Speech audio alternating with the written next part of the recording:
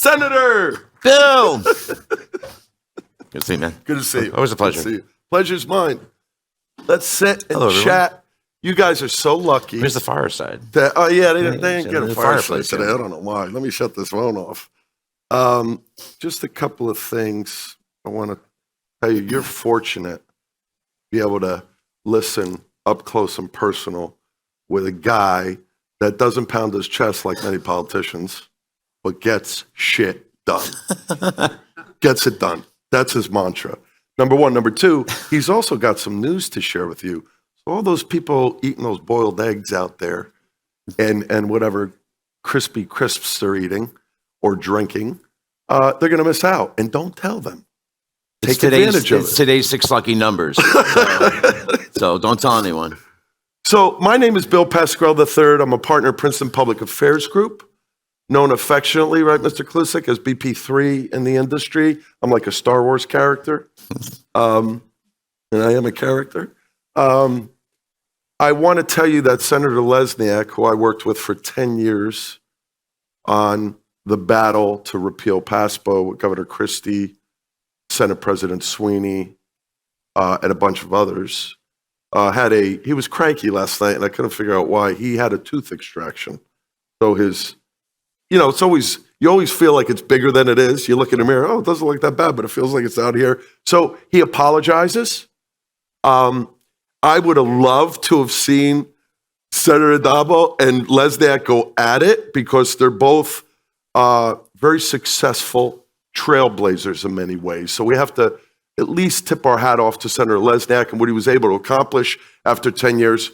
First state in the nation to be successful with a battle against all the leagues and the Justice Department to repeal PASPA. First state in the nation to launch online gaming, followed by Nevada and Delaware. And we've only been doing online in New Jersey for 9 years now. So it's still a nascent industry. We've only been doing sports betting. We're approaching our 4-year anniversary, right? We launched in June of 2018, right after the PASPA repeal on May 14th, 2018. And Lesniak wanted me to remind everybody, tomorrow's the anniversary of the PASPA repeal. And Senator Lesniak and I, some from New York, Attorney General's office, Governor Christie, we were all before the U.S. Supreme Court in the second row, listening to the arguments.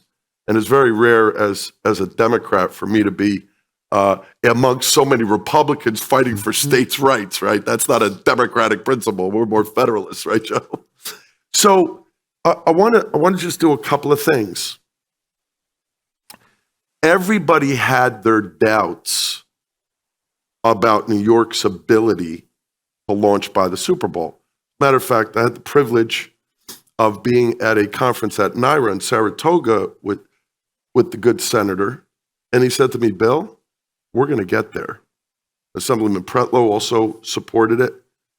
The amount of meetings this gentleman has had in a normal course of business is quite extraordinary, but what he's done, his office is open. All stakeholders can come in. He wants to encourage everyone. I'll let him speak on his own, but he wants to encourage everyone to continue to come in because he has some concerns about the 3 key issues we talked about yesterday, Rob, on the investor track. Cannibalization, which we know there's no evidence of, online, offline. Responsible gaming, and market access. Those are the 3 key principles. So, Senator, thank you for taking the time to be here. Thank you. Not only was he working like a beast to pass the sports betting bill, but he had to deal with a transition from one governor to another governor, which ain't easy, and then deal with the regulatory hoops and shoot and keep prodding the regulators in New York, and they successfully launched. They've had a good few months. Hi. Give us your thoughts. How are you doing?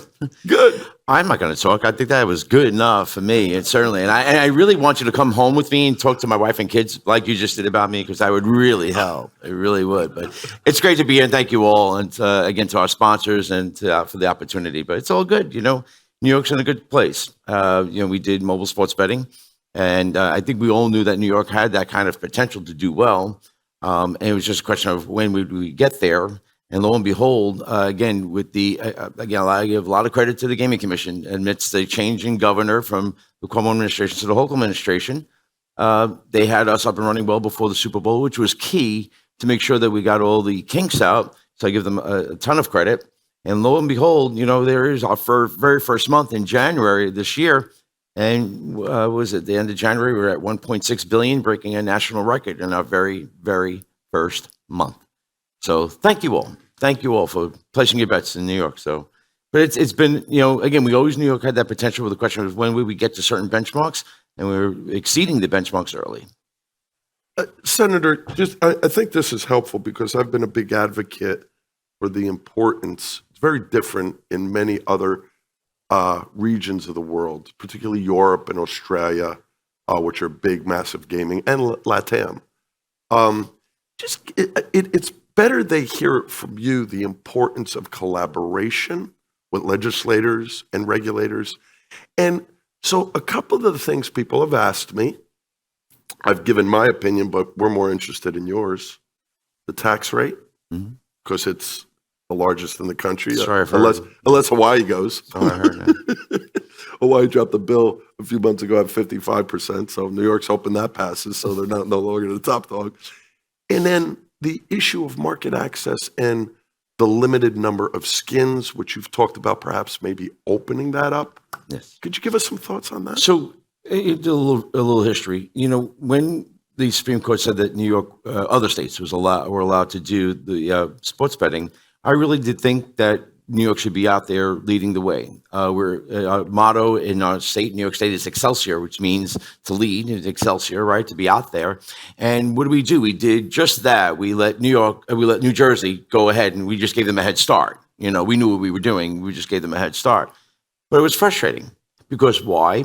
At the time, we had a governor, Governor Cuomo, who did not embrace gaming in New York as I thought he should have. So for a number of years, we watched our money go to Jersey. And so 25% of Jersey's 90% mobile was New Yorkers going there. And what we were trying to tell the governor at that time was the revenue and everything else.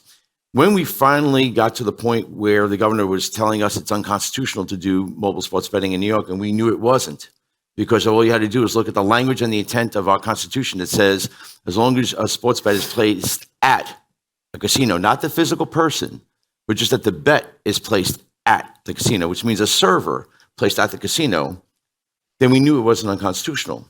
But what helped us, I guess, project us over the hurdle of the Cuomo administration was the pandemic. The pandemic hit us with a $15 billion deficit in our budget.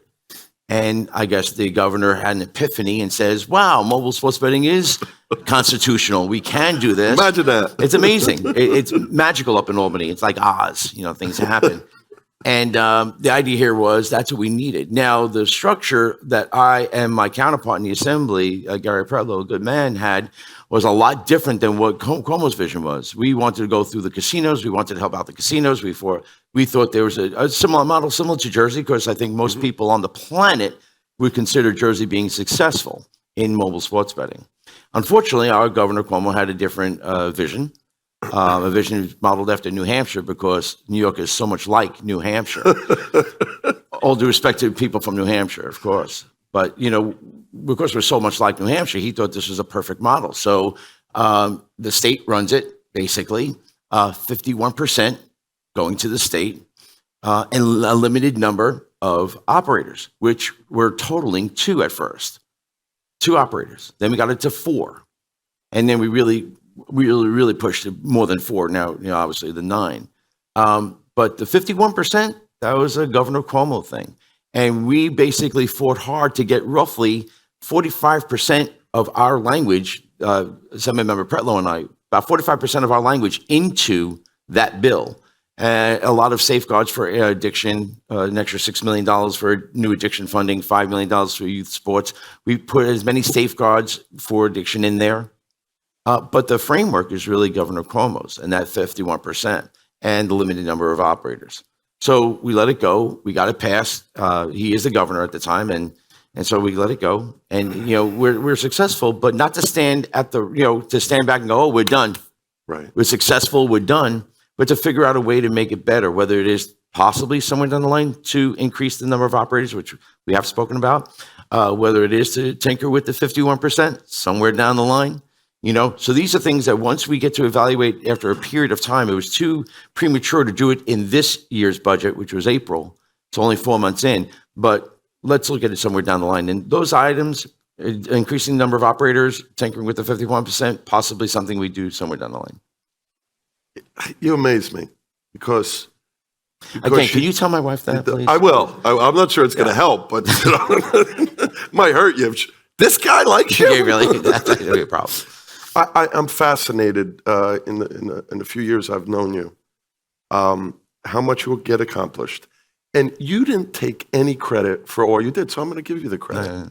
The fact, and he was the governor at the time, and still very powerful. We all know Andrew, loved his dad. He's close to my dad, Mario. He is like a bull in a china shop, man. He can fight. And I'm not asking you to reveal any privilege, but the fact that you were able to push him back from Andrew Cuomo's original play for sports betting, you know what it was?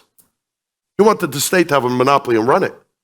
And this gentleman advocated and lobbied as a legislator, like one of the most powerful governors in the country, to persuade him to allow for the operators to come in.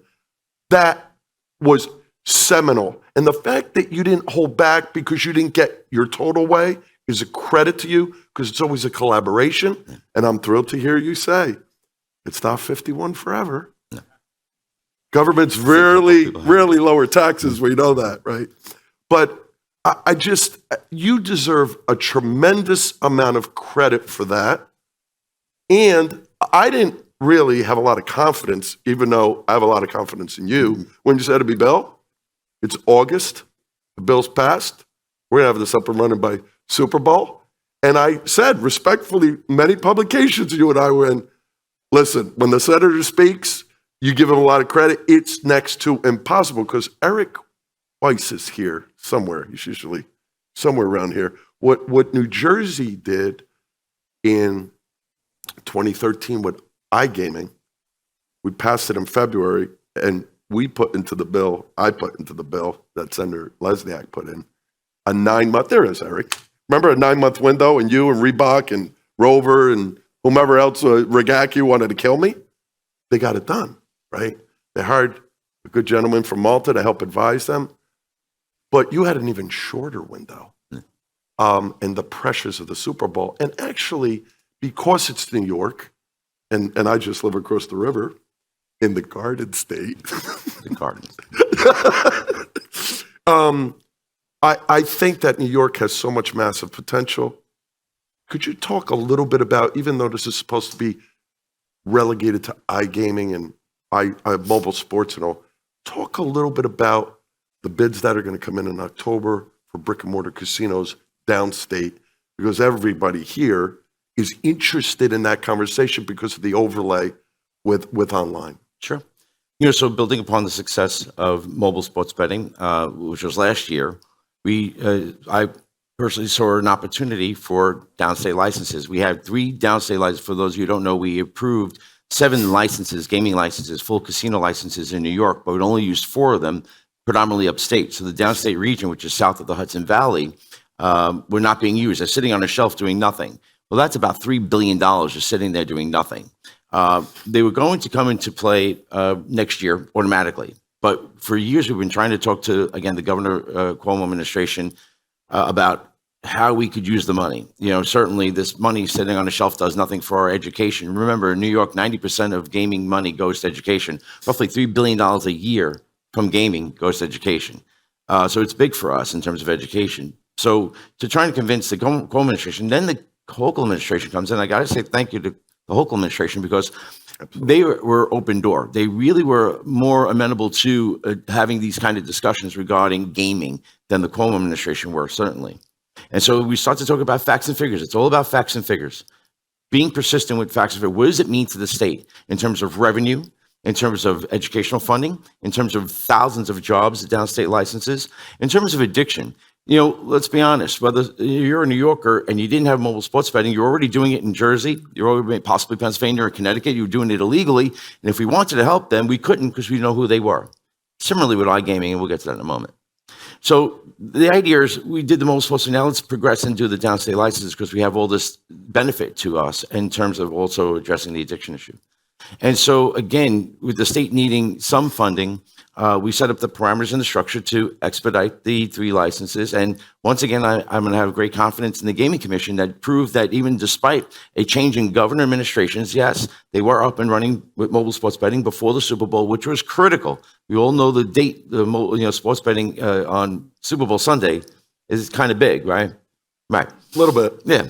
So you want to get up and running well before that to work out any kinks. And they did that, again, despite a change in governor's administration. So I have faith that even though we set parameters in our budget, October 6th is the first one, that basically a sighting board will be set. I'll say here now, between you and I, because there's no reporters out there, so I'll say between you and I. Pens down. No. But I personally have faith in the whole administration and in the Gaming Commission that before the October 6th date, and this is my opinion, but my confidence that before the October 6th date, we'll have a sighting board up running, which means that could expedite the whole time frame that we can realize if there's 3 licenses and the minimum bid is $500 million, which I'm going to guess it's going to go above that, we're looking at $2.25 billion. But you want to recognize that in this fiscal year. Right. So it's to push it along as best we can. And the talk, I was with a couple of the folks that are going to be putting bids in. The talk is that they believe you put the bid in October, decision could be made by early next year, shovels in the ground, maybe mid-year 23, and about a 2-year build, right? So and that's going to shock the market. Sure. Because this is, I remember talking to Sheldon Adelson years ago when we were trying to get North Jersey gaming done because we have a constitutional requirement in New Jersey that all gaming must take place in Atlantic City. So you have to amend the Constitution to have North Jersey casinos. And I got to tell you, Governor Murphy's struggling with what to do and how to do it, because if we were to put it on this year's ballot, which is not going to be a great turnout, even though it's a midterm, I don't think it'll be a great turnout, not like when you have a governor or a presidential race. It could fail again. And if it fails again, we got to wait 3 years. So that's the competing battles. But everybody in the space, MGM, Las Vegas Sands, Caesars, Genting, Hard Rock, everybody's interested in this. This is going to be a battle royale. And what I'm really happy about is New York is very different than it was a year ago, politically. And I've been amazed. I just worked, Senator, you know this, to get the second online lottery approved. It was just approved last Friday. And I was amazed at the bandwidth, the methodical nature of how they've done it, and they kept their commitment. I think that one of the big questions I think everybody in the room has for you, what did you think about the first 4 months of mobile? Were you pleased? Did it go as well as you thought? Do you think it's going to continue? Is it just a blip? Remember I made the joke to you that keep that 51% tax rate. All the sports betting operators will hire limousine, bus, and train services and just keep shipping their customers back over to New Jersey because it's far cheaper at a 14.75% tax rate.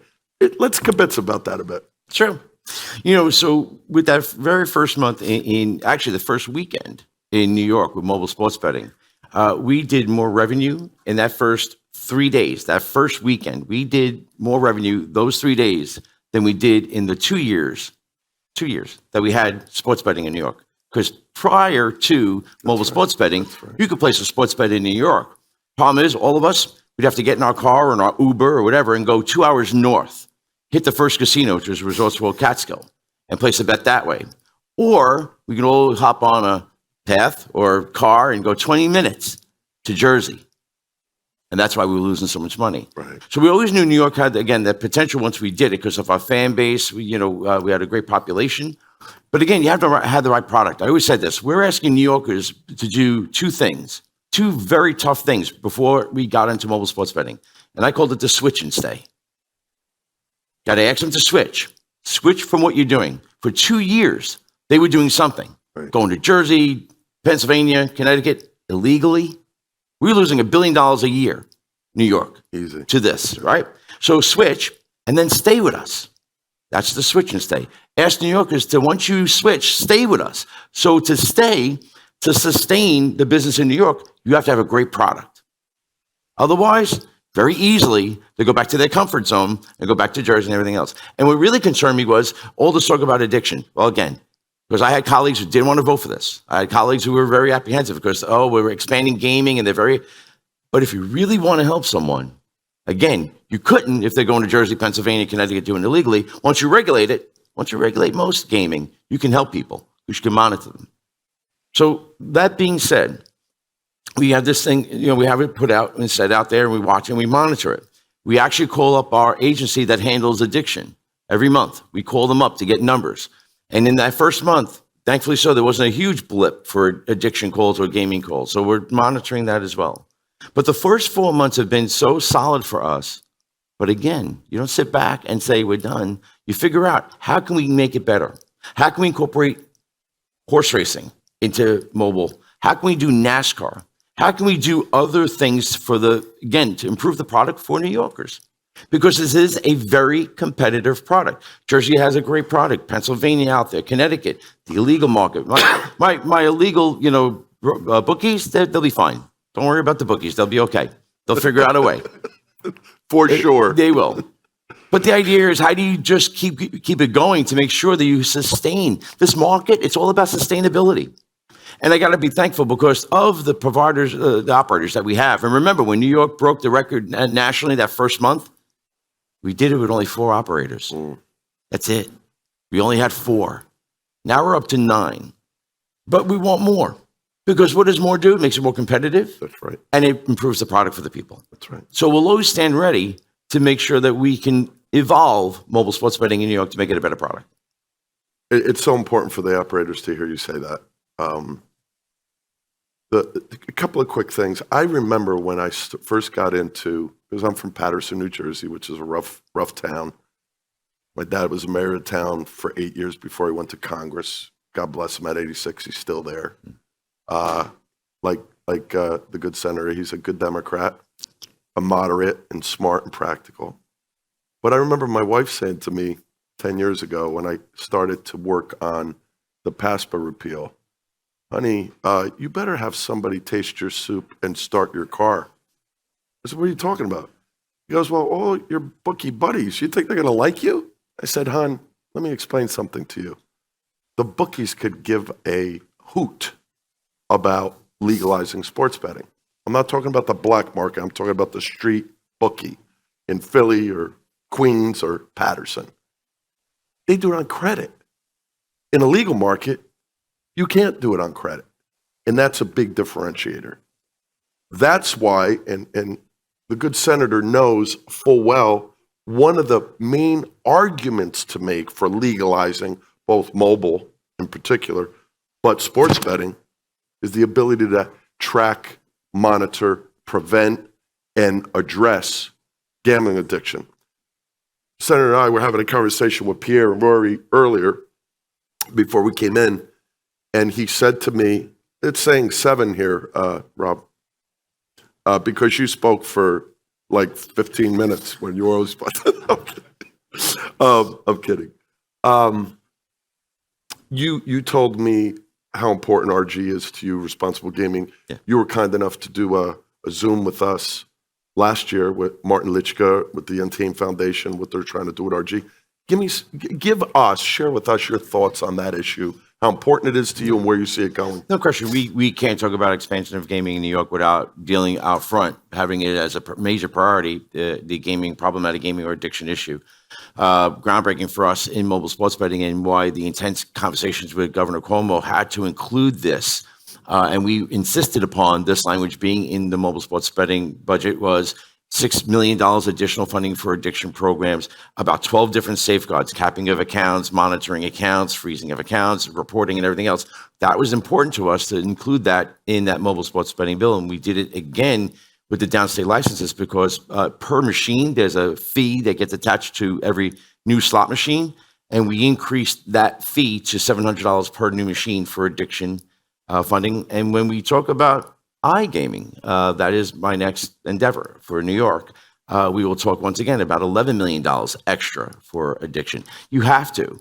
But again, for my colleagues who have this apprehension about gaming, we have to understand that this is already happening. Residents in New York, prior to us doing mobile sports betting, were doing it already. They're already gambling. They're already doing the online poker, roulette. They're already doing it in New York. They're just doing it somewhere else or illegally. And if you really want to help someone, regulating it is the best way. What do you think the pathway, that's the news, by the way.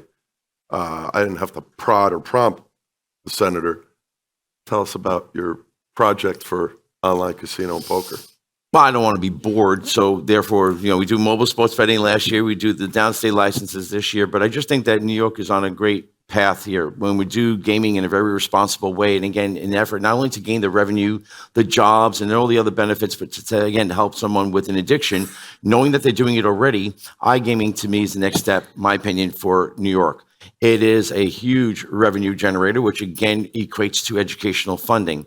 I put it out there this year. I was a little late. I was a little late with the budget, so we put it out there. And again, working on the downstate licenses, it might have been a little too much too soon. So we backed off a little bit and we let the downstate license go because that was intricate and complex.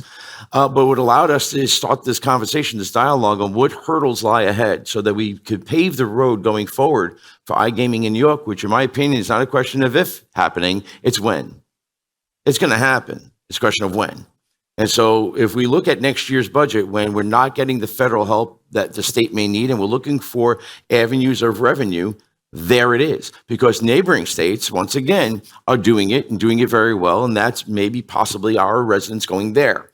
So in an effort to keep the money here, in an effort to regulate it, again, for the safety of others, I think iGaming is again, the natural progression for New York to take in terms of the gaming industry.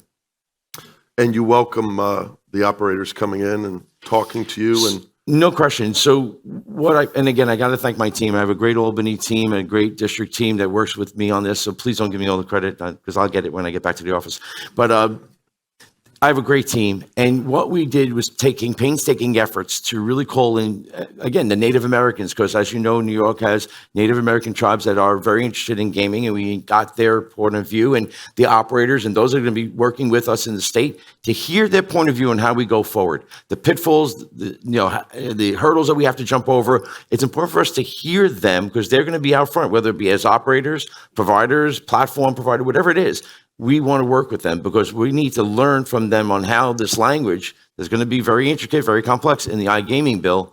What does it need to stay in order to have a successful product in New York? So I welcome everyone's input at that point. Oh, we appreciate that. We're getting close to the end. I have dozens of questions, but does anybody want to ask the senator a question? Don't be shy. Well, it looks like you're all hung over. Oh, there you go, Rob. Given the success in advent land-based state, what is for the new following? Well, let's ask. Oh, that's right. He's not here. Sorry, I did that. That would be a question for Jersey, but very mindful. And again, my opinion, I'm so enthusiastic about this process to start with the downstate licenses because I want to see who comes out of the woodwork. I want to see these proposals, and we've all heard the hypotheticals. And one of the hypotheticals, and it's no secret to anyone here, is Manhattan. And there's different parts of Manhattan. There's Midtown, there's downtown, of course. But to me, that would be probably the one that I would think if I'm a person in New Jersey interested in gaming, that's the one I'd be worried about. In my opinion. But it's a great base in Manhattan, and we'll see what happens. But I'm looking forward to that process. When you look at what New York's accomplished in since Go Live the last 4 months, and you take Jersey's numbers and put that in, it's extraordinary. The title of this, we were just convincing before, the title of this panel is Tapping into the $1 billion East Coast betting pool. We do $1 billion in 2 weeks. What are you Yes. talking about? I mean, it's like we're going to probably do somewhere close to $30 billion between New York We and do New 6 Jersey. in the 4 months. I mean, Yeah, I mean, the numbers are extraordinary. So, Senator, I want to really thank you for your leadership, Thank you, Tom. your continued willingness not to just put the shovel down, but to continue to dig in a good way, to be productive. And unless there's any other, I don't want to make sure I leave anybody out. I know Contessa Brewer has loads of questions for you. I'll talk to Contessa later. You talk all the time. You're good I friends. see some of my reporter friends in the audience. Thank you. Ladies and gentlemen, the Senator and I want to thank Pierre, Rory, and the whole team at iGaming Next. Thank you for having us. Miko and Rod, thank you for introducing us. Have a great day. Thank you, everyone. And here we go.